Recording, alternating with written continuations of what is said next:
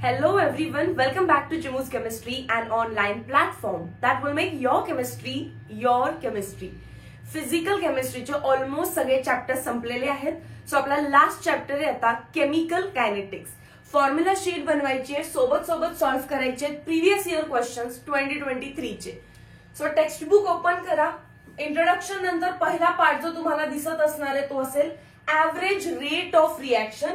So सगळ्यात पहिल्यांदा first formula लिहा. Rate is equals to delta C by delta T. What is rate? Rate is change in concentration of reactant or product per unit change in time. तुम्ही theory मध्ये पण लिहा, words मध्ये पण लिहा. Rate is change in concentration of reactant or product per unit change in time. मग रेटचं unit काय असेल रे? रेटचं युनिट काय असणार आहे? वरती आहे कॉन्सन्ट्रेशन. कॉन्सन्ट्रेशन म्हणजेच मोल पर डीएम क्यूब किंवा मोल पर लिटर आणि खाली आहे टाइम. टाइम म्हणजेच काय होणार आहे ते second inverse. Mole per DM cube per second. This is unit of rate. Average rate म्हणजे काय? ऍव्हरेज रेट ओव्हरऑल रिएक्शनचा ओव्हरऑल रेट सांगतो. पूर्ण रिएक्शनचा ओव्हरऑल रेट सांगतो ऍट पर्टिक्युलर इन्स्टंट.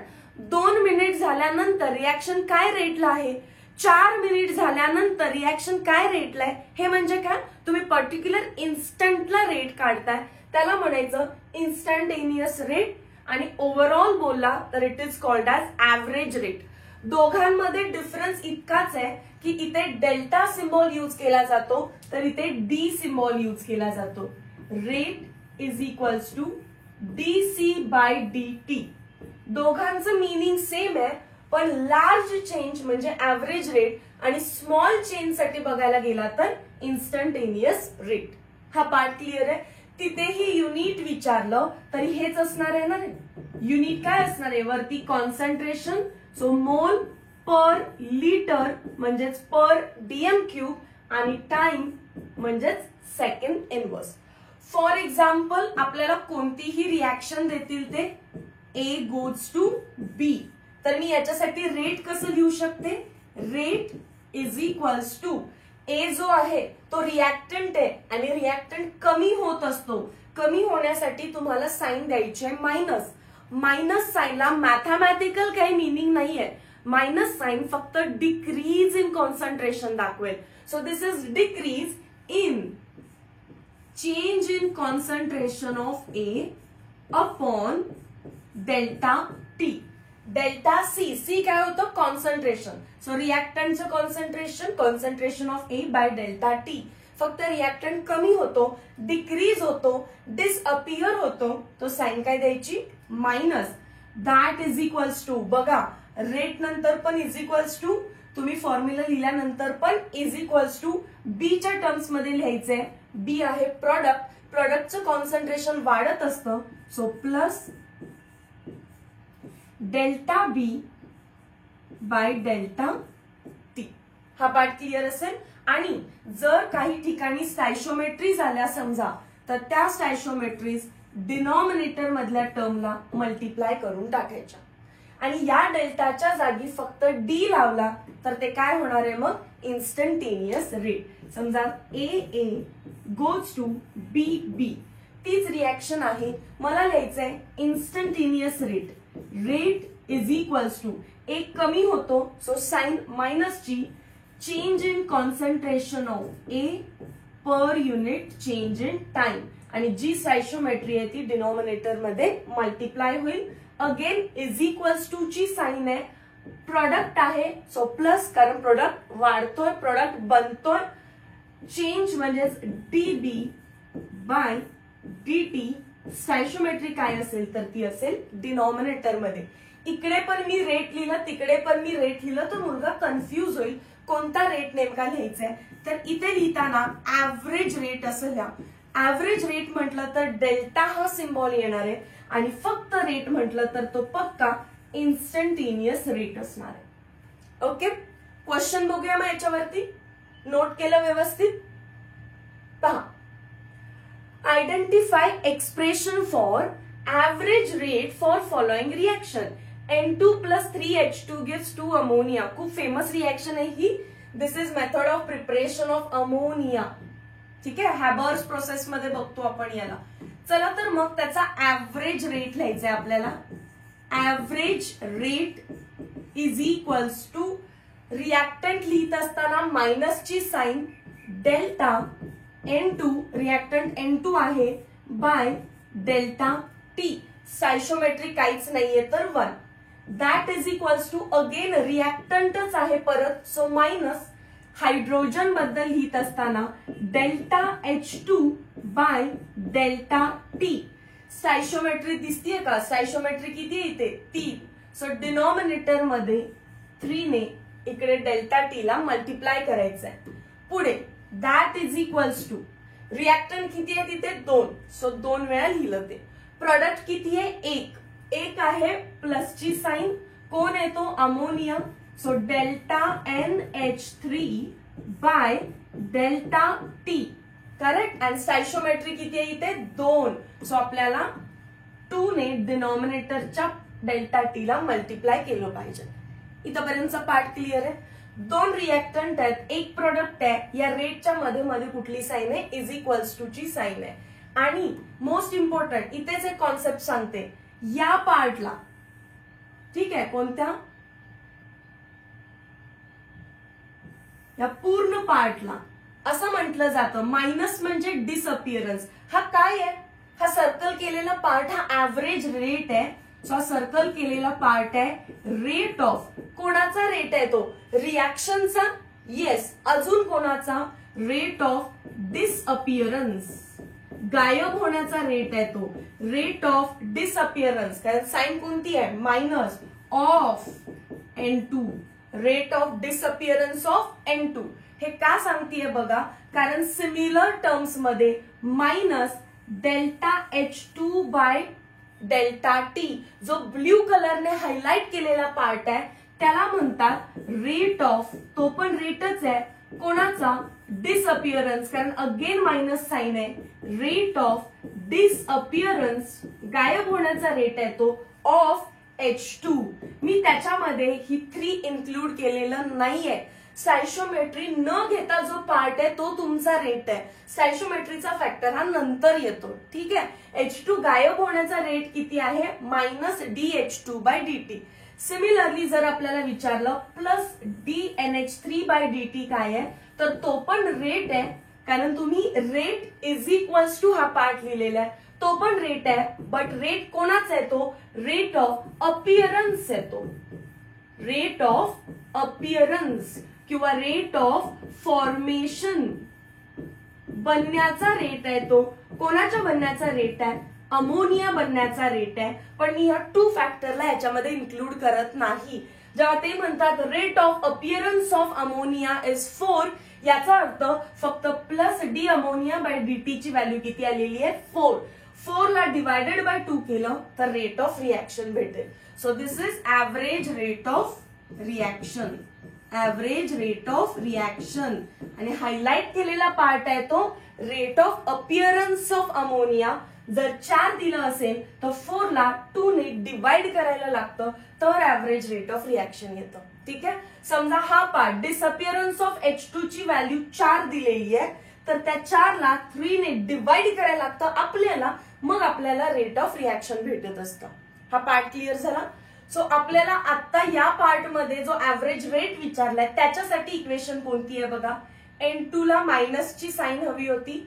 H2 सोबत येस 1/3 म्हणजेच काय? हा पार्ट येतो. आणि तिकडे plus 1/2. Option number H correct. Done. Next पार्टला जाऊयात. इन द रिएक्शन दिलेली आहे 2N2O5 गॅशियस स्टेट मध्ये आहे. Gives 4NO2 again gaseous state मध्ये आहे, प्लस O2 गॅशियस स्टेट. इथे आपल्याला विचारलेलं आहे N2O5, इकडे वाचा. N2O5 डिसअपिअर्स म्हणजे मायनसची sign at the rate of 0.02 mole per DM³ second inverse. डिसअपिअरन्सचा रेट आहे म्हणजे मायनस. कोणाच्या? DN2O5. DN2O5 रिएक्टंट कमी होत असतो by DT is equals to किती दिलेलं आहे 0.02 mole per DM cube second inverse. पहा जेव्हा ते म्हटले रेट ऑफ डिसअपिअरन्स तर मी घेतलं मायनस कोणाचा डिसअपिअरन्सचा रेट आहे N2O5 so DN2O5 bye DT. मी त्या N2O5 ची स्टॅइशियोमेट्री इथे डिनॉमिनेटर मध्ये घेत नाहीये. जेव्हा ते ओव्हरऑल रेट रिएक्शन लिहायची आहे तेव्हाच तुम्हाला तो डिनॉमिनेटर तिथे ऍडजस्ट करायचा आहे स्टॅइशियोमेट्री लिहून. समजलं. रेट ऑफ डिसअपिअरन्स म्हणजे या पार्टची व्हॅल्यू मला त्यांनी दिलेली आहे आणि पुढे काय विचारतात at what rate O2 is form. O2 form होण्याचा काय रेट आहे तर तुम्ही ओव्हरऑल रेट ऑफ रिएक्शन लिहा पहिला.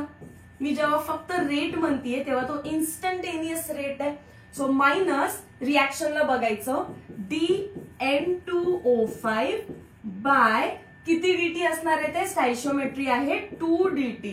रेट ऑफ रिएक्शन हाय पण N2O5 डिसअपिअर होण्याचा रेट आहे 0.02. ठीक आहे. दॅट इज इक्वल्स टू मला NO2 बद्दल काही डेटाची गरज नाहीये सो मी डायरेक्टली O2 बद्दल इन्फॉर्मेशन लिहितीये.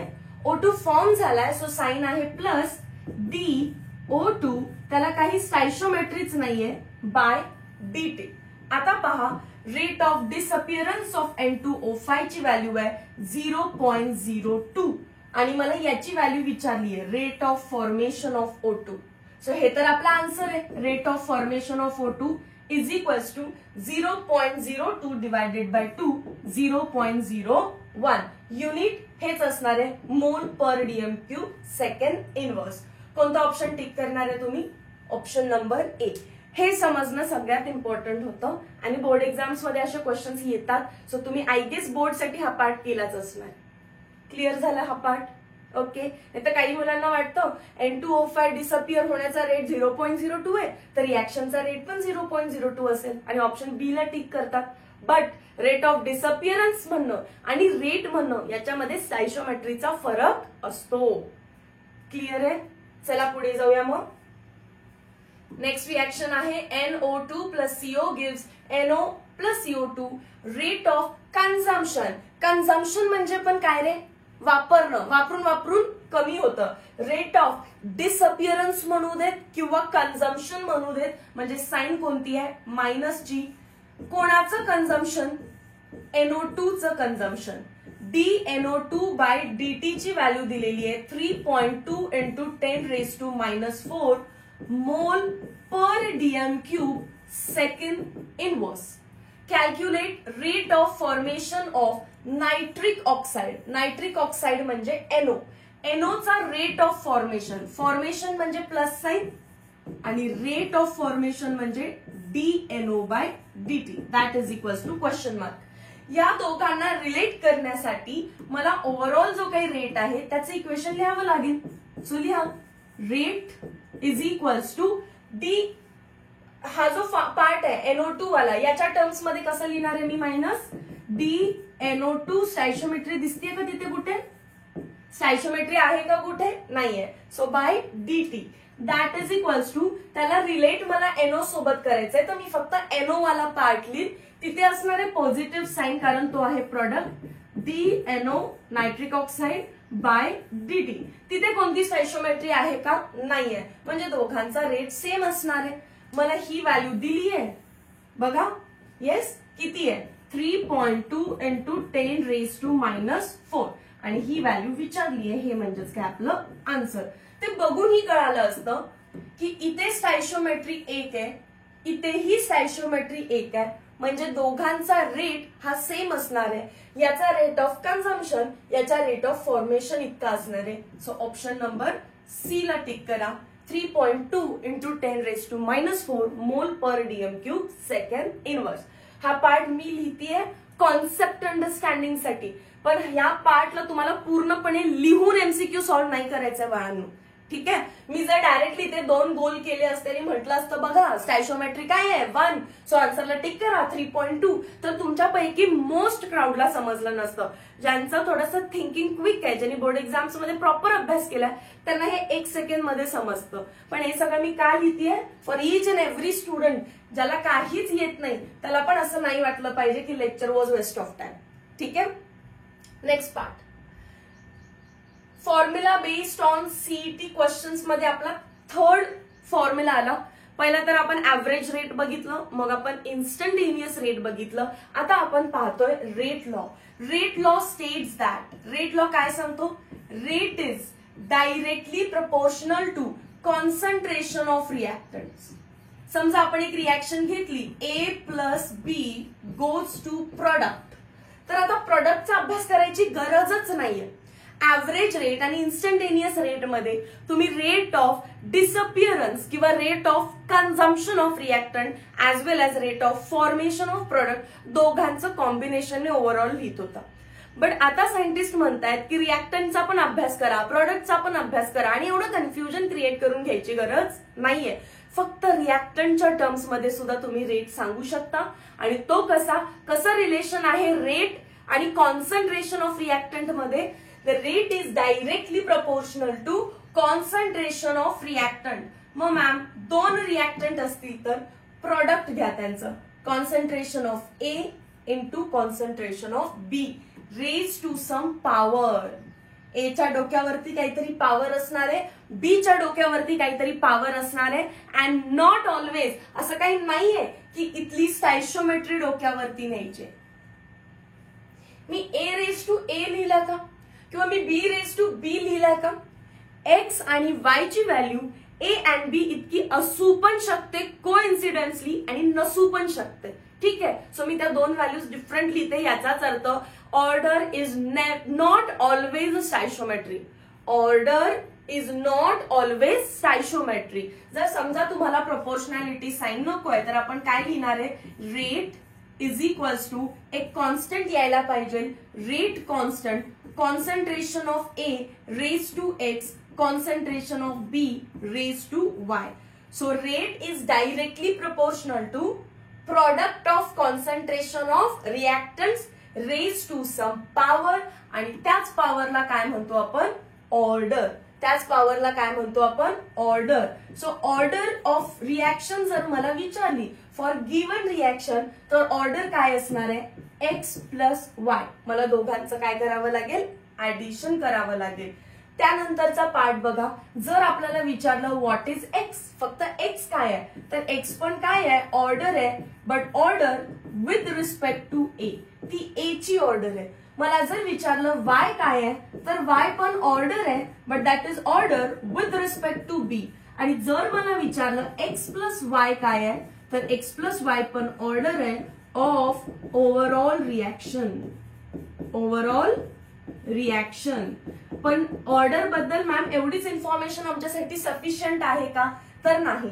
एमसीक्यू मध्ये तुम्हाला विचारणार ऑर्डर एक्सपेरिमेंटल व्हॅल्यू आहे की थेरॉटिकल व्हॅल्यू आहे? तर ऑर्डर इज एक्सपेरिमेंटल व्हॅल्यू. तुम्ही डायरेक्टली रिएक्शनला बघून सांगू नाही शकत X आणि Y काय असणार आहे. म्हणजे फॉर एक्झाम्पल मी रिएक्शन एक लिहिते, एक रिएक्शनला ऍसिटाल्डिहाइड माहिती आहे ना सगळ्यांना, CH3CHO, याला आपण केलं डिकम्पोज. हा डिकम्पोज झाला तर हा CH3 आणि पुढचा H काय बनेल? CH4. दिसला ना? हा CH3 आणि हा H काय बनला? CH4. मग उरलं काय? C आणि O, कार्बन मोनोऑक्साइड. या रिएक्शनचा रेट लॉ सांगा काय येईल? Correct rate law. Rate is equals to K concentration of, फक्त रिएक्टंट घ्यायचं, सो CH3CHO.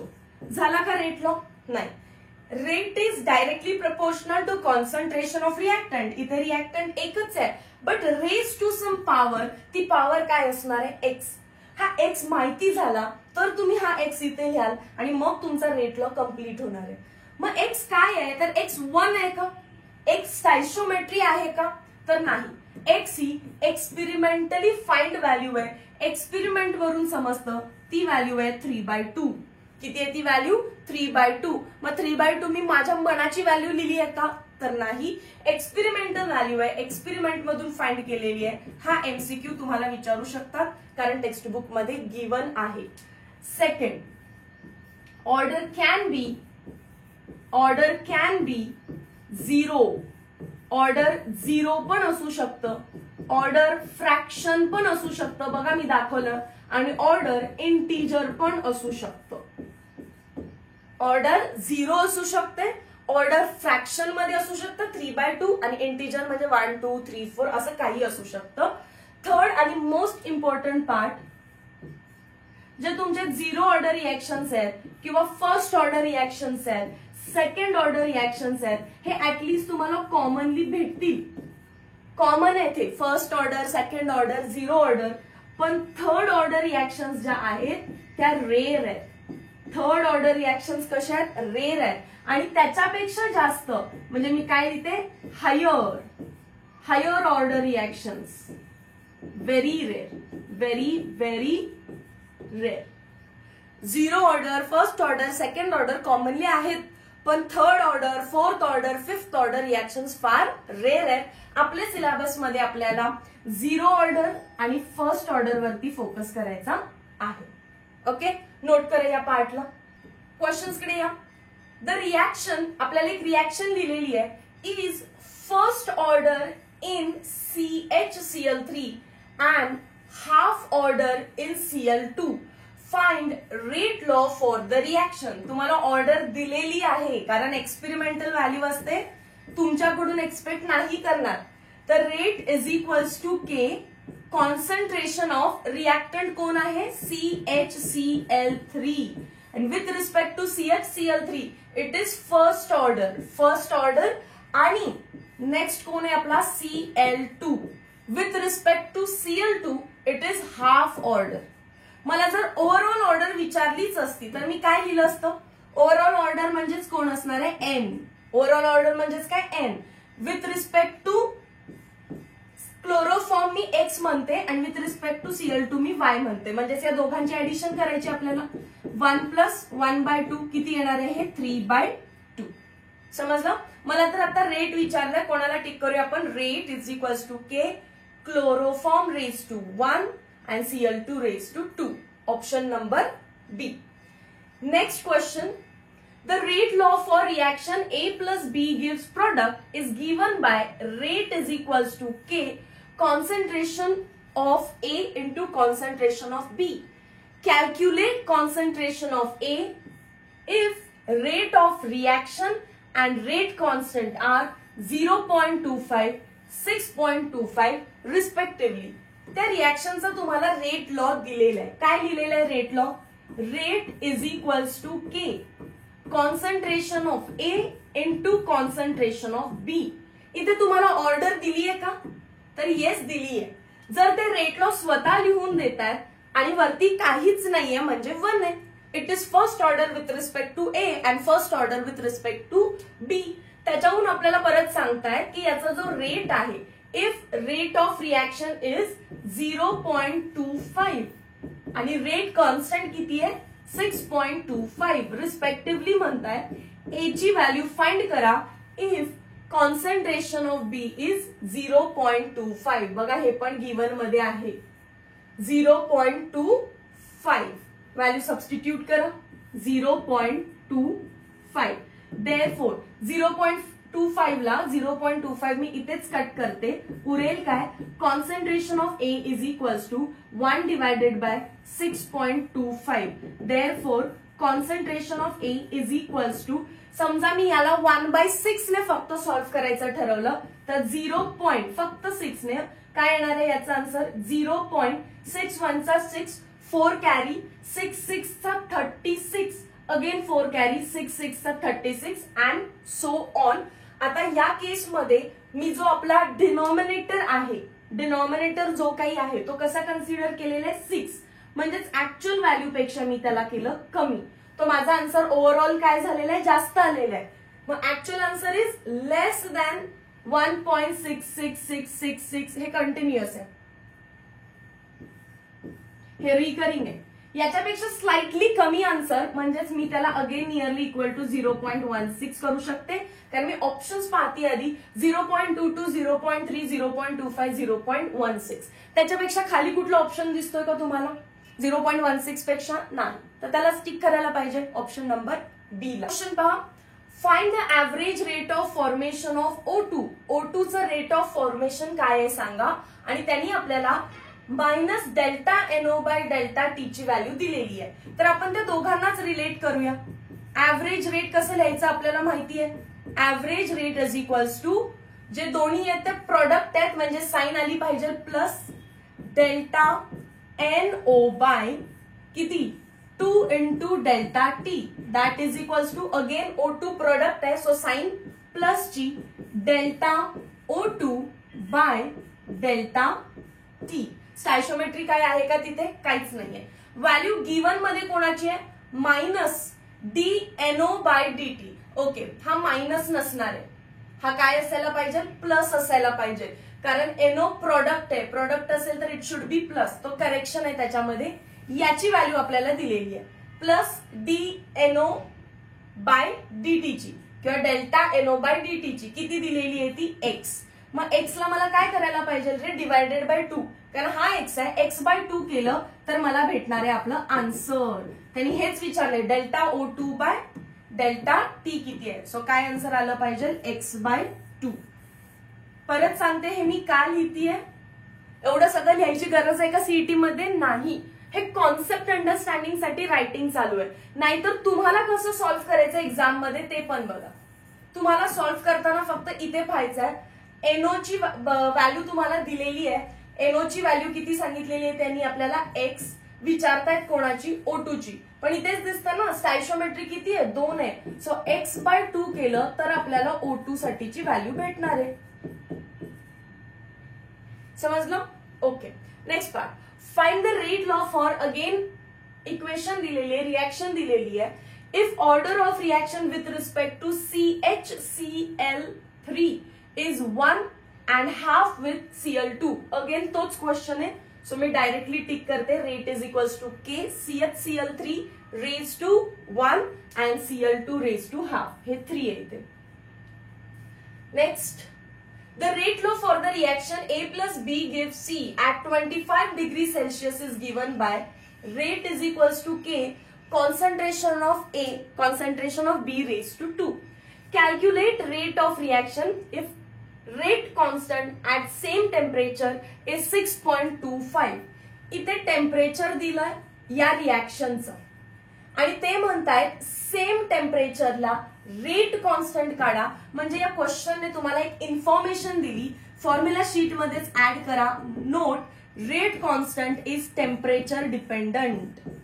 रेट कॉन्स्टंट जो आहे, कोणता रेट कॉन्स्टंट? K. त्यालाच अजून काय म्हणतात? Velocity constant is temperature dependent. MCQ.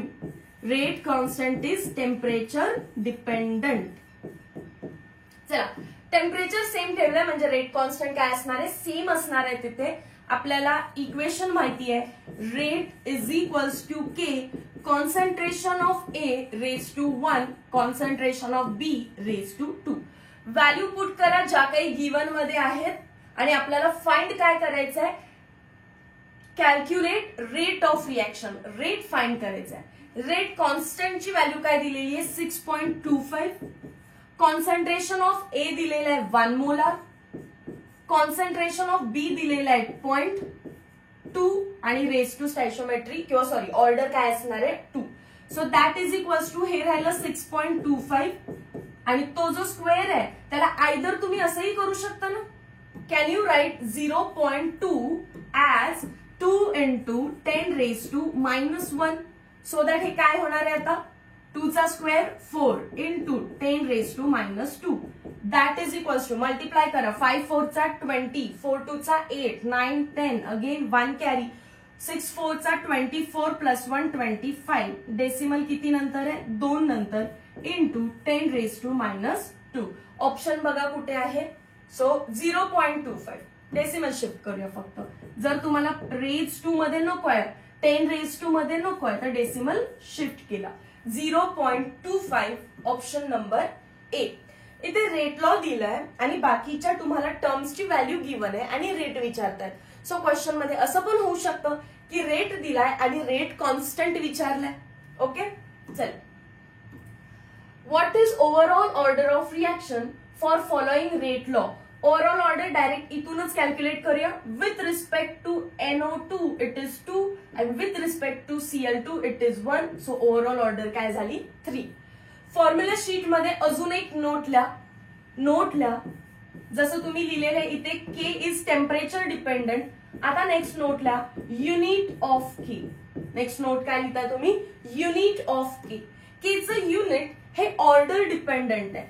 K चं युनिट ऑर्डर वरती डिपेंड राहील. ऑर्डर डिपेंडंट आहे. ठीक आहे.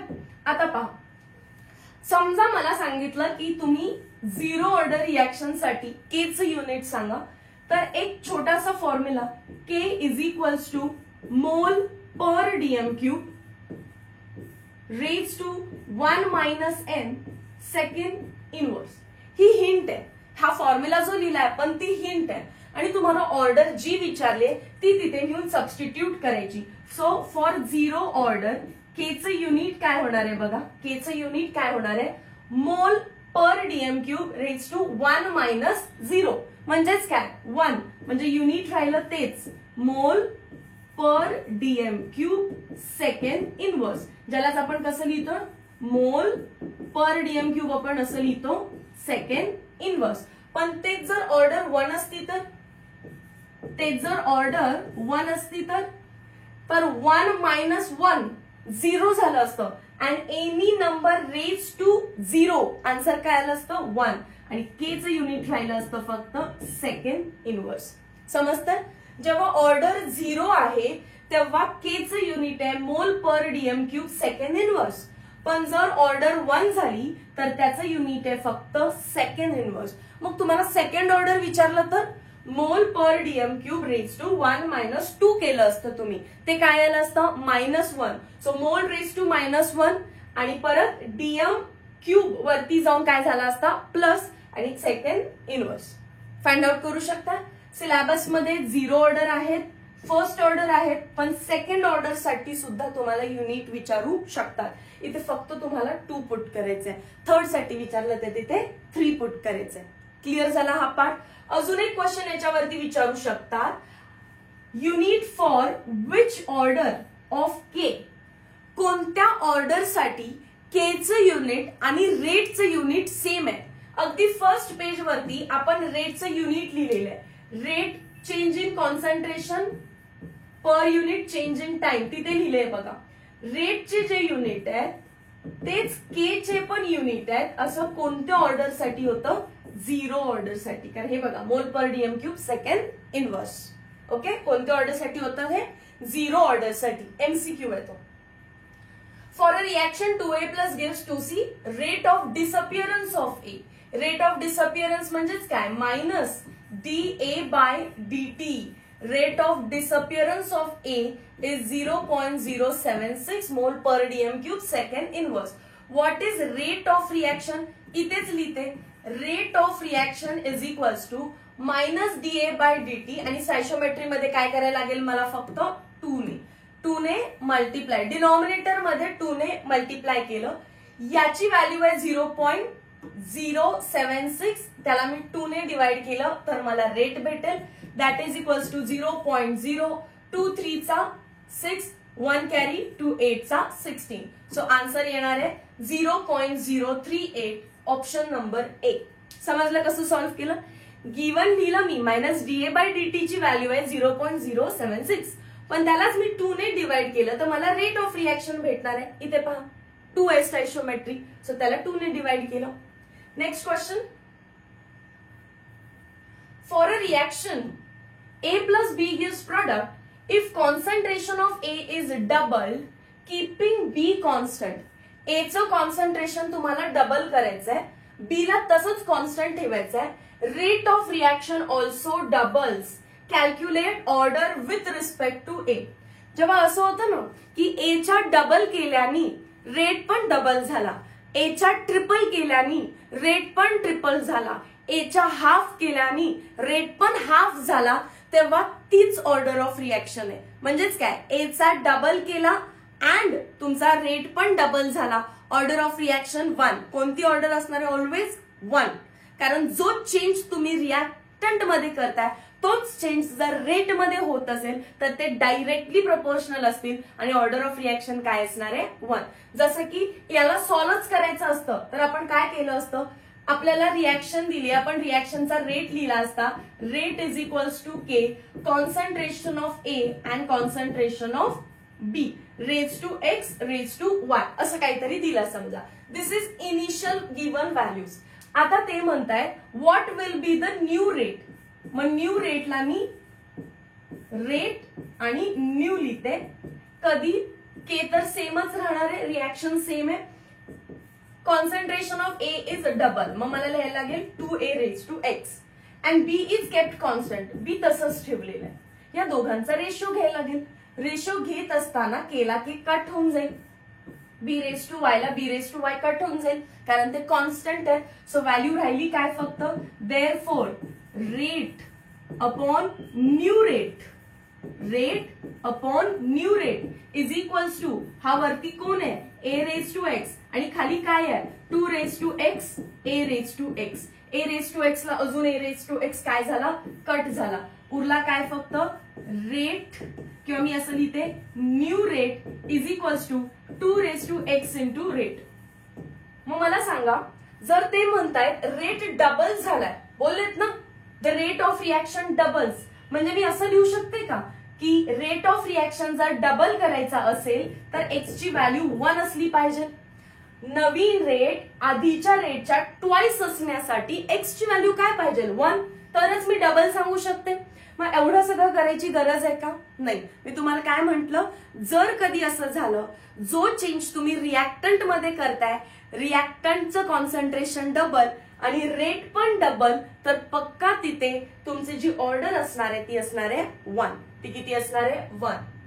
मग एक सांगा, जर कॉन्सन्ट्रेशन ऑफ रिॲक्टंट 4 टाइम्स केलं आणि रेट पण 4 टाइम्स झाला तर what is order of reaction? 1. Done. Next, आता काही बेसिक टर्म्स तुम्हाला माहिती पाहिजेत, जसं की एलिमेंटरी रिॲक्शन. एकदम सिंपल वर्ड्स मध्ये लिहायचंय. एलिमेंटरी रिॲक्शन म्हणजे single step reaction. Elementary reaction म्हणजे सिंगल स्टेप रिॲक्शन. झाली, संपली. सिंगल स्टेप मध्ये वर्क फिनिश. जसं की ओझोन डिकम्पोज होतो O2 आणि नॅसंट ऑक्सिजन मध्ये. नॅसंट ऑक्सिजन समजा कधी असं ब्रॅकेट मध्ये लिहिलं असेल तर टेन्शन घ्यायची गरज नाही. ओझोनचं decomposition O2 and nascent oxygen single step आहे, इट इज एलिमेंटरी रिॲक्शन. किंवा C2H5I चं डिकम्पोजिशन केलेलं आहे C2H4 प्लस HI. हे टेक्स्टबुक मधल्या 2 रिॲक्शन्स आहेत, तो ऍज इट इज लक्षात ठेवायच्या.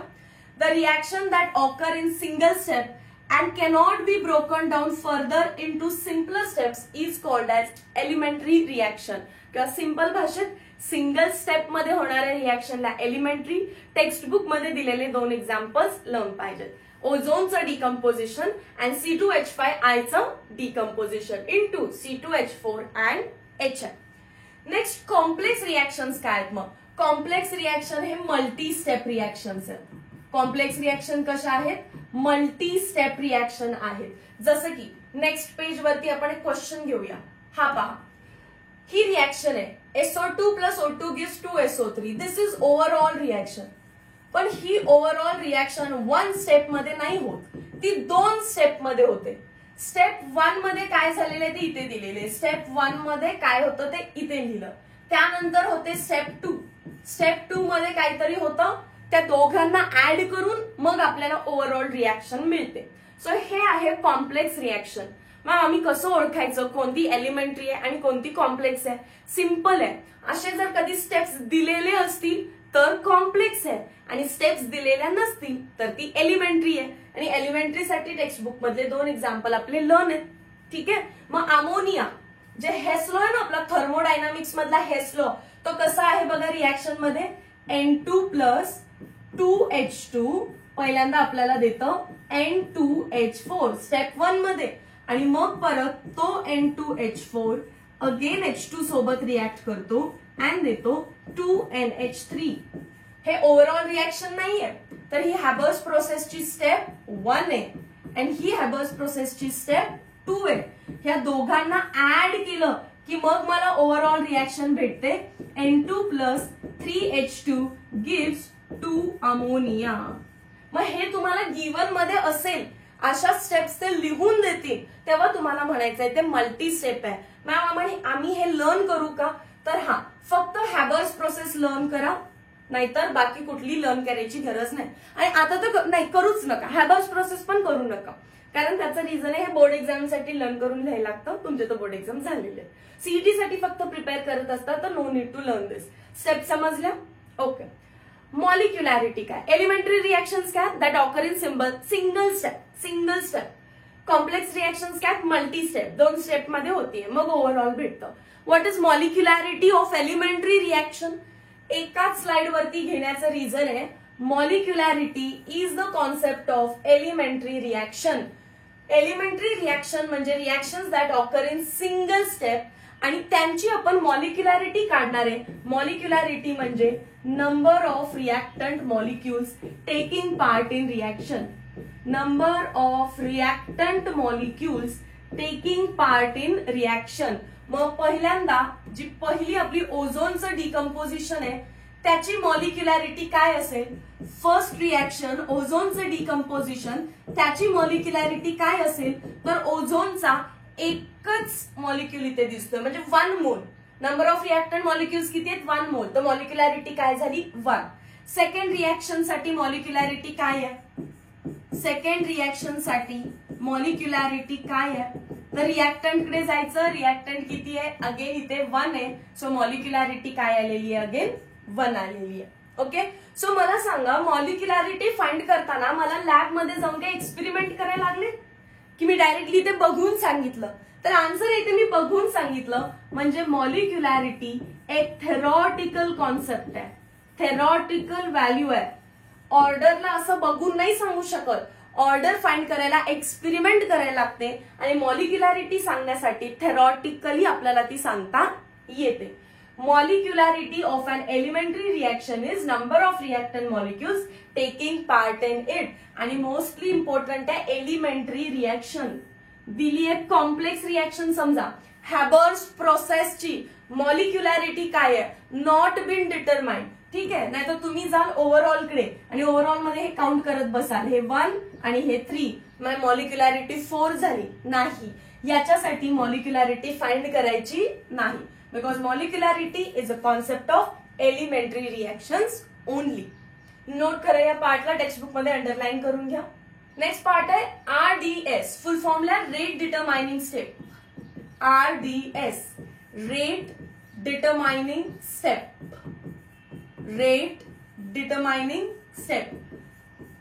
RDS कोणासाठी असणार आहे? आता RDS असणार आहे तुमच्या कॉम्प्लेक्स रिएक्शन साठी. जसं एलिमेंटरी साठी तुम्ही मॉलिक्युलॅरिटी शिकला तसं कॉम्प्लेक्स मध्ये स्टेप्स असतात. त्यातली एक स्टेप असते स्लो आणि बाकी सर्व किती पण असू देत त्या काय असतात? फास्ट. आणि स्लो स्टेप कोणती आहे ते तुम्हाला गिवन मध्ये लिहून दिलं जातं. जी स्लो स्टेप आहे ती स्टेप आपली रेट डिटरमाइनिंग स्टेप असते. म्हणजे मला जर म्हटले असते की रिएक्शन नंबर 1 चा रेट लॉ लिहा, तर मी लिहिलं असतं rate is equals to K concentration of O3 raise to X. आणि एक्स एक्सपेरिमेंटली फाइंड केलं असतं. एक्सच्या एक्सपेरिमेंटल व्हॅल्यू वरून लिहितीये, एक्सची व्हॅल्यू काय होती? 1 होती. पण मल्टी स्टेप मध्ये विचारलं असतं तर प्रश्न पडला असता पहिल्या स्टेपला बघून रेट लॉ लिहू की दुसऱ्याला लिहू की ओव्हरऑलला लिहू? तर मुलं म्हणतात ओव्हरऑलला लिहा. तर नाही, रेट डिटरमाइनिंग स्टेप जी असते ती स्लो स्टेप असते. स्लो स्टेपला बघून रेट लॉ लिहायचा असतो. Rate is equals to K concentration of N2 आणि concentration of H2 raise to X raise to Y. Again experiment वरून असं लक्षात आलेलं आहे की याची व्हॅल्यू 1 आहे, याची व्हॅल्यू 2 आहे. आणि मग सायंटिस्टने कन्क्लूड केलं की जर एलिमेंटरी रिएक्शन असेल, कोणती एलिमेंटरी रिएक्शन असेल, तर मोस्ट ऑफ द टाइम स्टॅन्शिओमेट्रीच ऑर्डर बनतीये. समजलं? आता बघा, हे मल्टी स्टेप आहे पण ही इंडिव्हिज्युअल काय आहे? एक स्टेप आहे आणि एक स्टेपलाच काय म्हणायचंय एलिमेंटरी, म्हणजे ही एकटी स्टेप जर बघितली तर ती एलिमेंटरी आहे. एलिमेंटरी रिॲक्शनसाठी जी ऑर्डर आहे तीच त्याची स्टॅइशोमेट्री आहे का बघा. N2 साठी मी 1 लिहिलं आणि H2 साठी मी 2 लिहिलेलं आहे. So sometimes order is equals to stoichiometry, but तो कोइन्सिडन्सली फाइंड झालेला पार्ट आहे. ऑर्डर कॅन बी म्हणते, ऑलवेज असते असं नाही म्हणत. Order can be stoichiometry in case of elementary reaction. Okay, म्हणून स्टेटमेंट आलं order may or may not be stoichiometry. Order may or may not be stoichiometry. Done. चलो, RDS म्हणजे rate determining step, and rate determining step कोणती असते, slow step. या slow स्टेपला बघूनच काय लिहायचा असतो आपल्याला, आपला रेट लॉ. आणि त्याच्यावेळी जर ऑर्डर मध्ये काही दिक्कत आलीच कधी तर स्टॅइशोमेट्री ऍज इट इज लिहू शकता.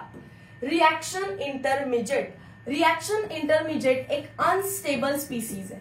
रिॲक्शन इंटरमिजिएट एक अनस्टेबल स्पीसीज आहे. that is formed during the course of reaction and used during the course of reaction. Reaction मध्ये रिॲक्टंट प्रोडक्ट मध्ये जाताना मध्ये आधी काय बनलेला असतो, इंटरमिजिएट, आणि इंटरमिजिएट डिकम्पोज होऊन परत काय भेटतं, product. So intermediate is unstable, short-lived species that is formed during the course of reaction and used during the course of reaction. जसं की या क्वेश्चन मध्ये जर मला विचारलं कोण इंटरमिजिएट आहे, SO2 gives NO2 plus SO3 plus 2NO आणि खाली परत हाच NO यूज केलाय. पहिल्या स्टेप मध्ये फॉर्म झाला, दुसऱ्या स्टेप मध्ये यूज झाला, अशा स्पीसीसला काय म्हणतात, इंटरमिजिएट. सो ऑप्शन नंबर बी ला टिक करा. पहिल्या स्टेप मध्ये फॉर्म झाला, दुसऱ्या स्टेप मध्ये यूज झाला, तर मी त्याला काय म्हणणार आहे, इंटरमिजिएट. ओके, चलो next part, order and molecularity मध्ये डिफरन्स.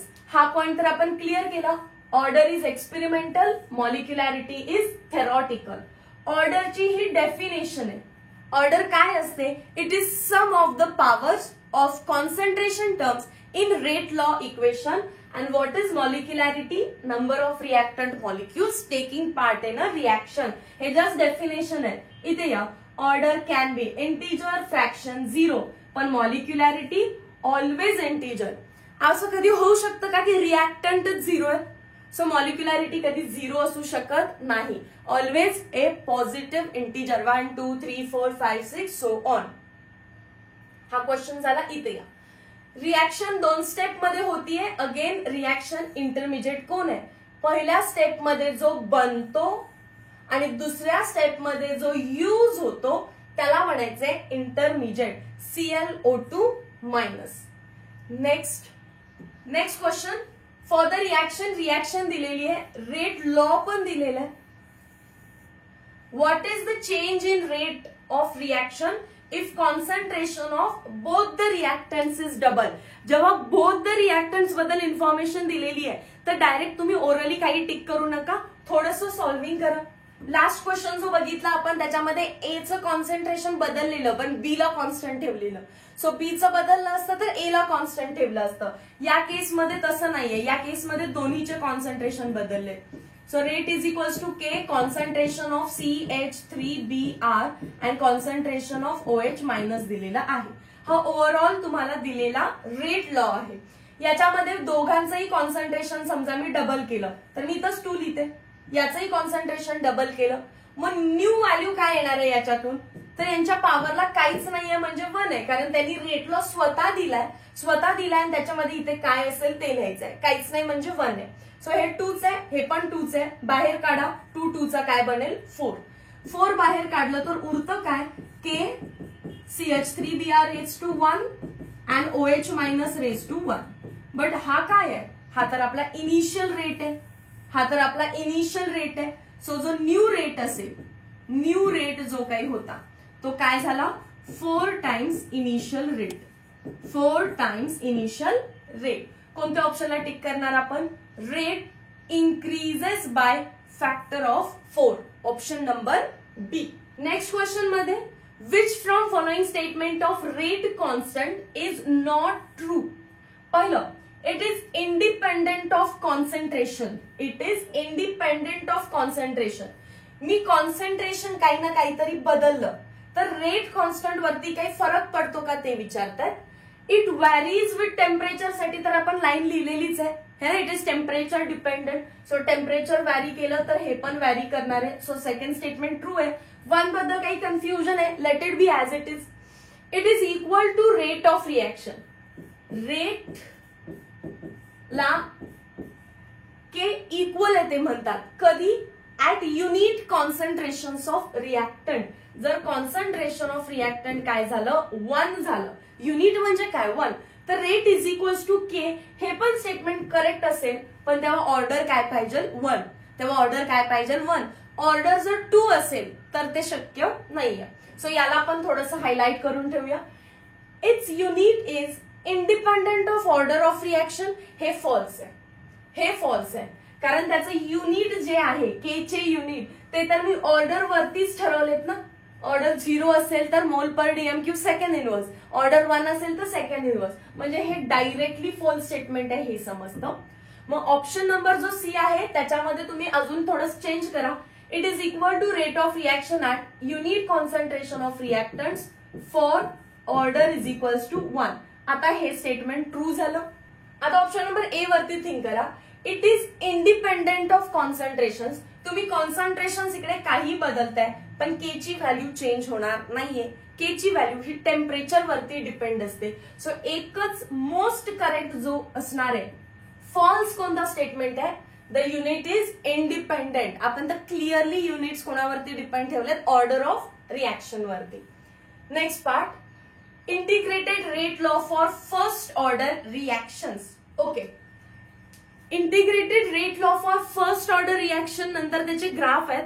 त्याच्यानंतर 0 ऑर्डर रिएक्शन आहे, सुडो ऑर्डर रिएक्शन आहे. त्याच्यानंतरचा पार्ट जर बघितला तर आपण कॉलिजन थिअरी फॉर बायमॉलिक्युलर रिएक्शन्स आहे. अँड देन चॅप्टर एंड होतो. बट अगेन रेकॉर्डिंगसाठी तितका प्रॉपर टाइम नाही भेटत आहे. सो मी या लेक्चरला परत 2 पार्ट्स मध्ये अपलोड करत आहे. हा जो काही पार्ट आता झालेला आहे त्याचं टेक्स्टबुक रिडिंग करून घ्या आणि तुमच्याकडे असणारे एमसीक्यू सॉल्व्ह करा. नेक्स्ट पार्ट मध्ये पूर्ण केमिकल कायनेटिक्स आपला कव्हर होऊन जाईल. आणि आता जितकं रेकॉर्डिंगसाठी टाइम भेटलाय त्याच्यामध्ये रेकॉर्डिंग करून तुम्हाला कंटेंट पोहोचवलेला आहे. जितका टाइम भेटतो त्याच्यामध्ये आपण बाकीच्या काही चर्चा न करता ओनली कॉन्सेप्ट ओरिएंटेड थिंग्स इथे करतो. सो आय गेस तुम्ही थोडंसं हे अंडरस्टँड करून घ्या. पीसीबीच्या स्टुडंटसाठी आपण जो अप्लाइड केमिस्ट्रीचा पार्ट आहे, पॉलिमर केमिस्ट्री, बायोमॉलिक्युल्स असेल किंवा ग्रीन अँड नॅनो असेल, हे थोडंसं पहिला घेऊया जेणेकरून तुमच्या एक्झामच्या आधी हे बायो रिलेटेड इझी टॉपिक्स तुम्हाला स्कोरिंग बनते. ठीक आहे. So meet you in next video lecture. Till then, thank you so much.